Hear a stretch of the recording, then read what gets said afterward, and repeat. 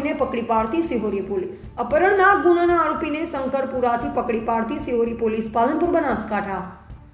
Shri Chirag Kordia police મહાનિરીક્ષક સરહદી range Kutch Bhuj તથા Shri Akshayraj police અધિક્ષક બનાસકાંઠા જિલ્લાનાઓએ જિલ્લામાં બનતા શરીર તેમજ મિલકત સંબંધી ગુનાઓ શોધી કાઢવા તેમજ ગુનાઓના આરોપીઓને પકડી પાડવા અંગે કડક અમલવારી કરવા સૂચના કરેલ હોય, જે અન્વયે શ્રી એમ.બી. પટેલ પોલીસ ઇન્સ્પેક્ટર સિહોરી નાઓના માર્ગદર્શન હેઠળ ડીસા રૂરલ પોલીસ સ્ટેશનના અપહરણ ગુના નંબર 240/67/2024 BNS અધિનિયમ કલમ 2024ની કલમ 115(2) 8754 વગેરે મુજબ ગુનો દાખલ થયેલો હોય અને ગુનાના કામનો નાસ્તો ફરતો આરોપી ઠાકોર અમરતજી ભવાનજી જાતે જગાણી રહે સિહોરી તાલુકા કાંકરેજવાડાને શંકરપુરા ગામડી મુકામેથી તારીખ 26/8/2024ના રોજ પકડી પાડી આગળની કાર્યવાહી કરવા સારું ડીસા પોલીસ સ્ટેશન ખાતે હાજર કરવામાં આવ્યો।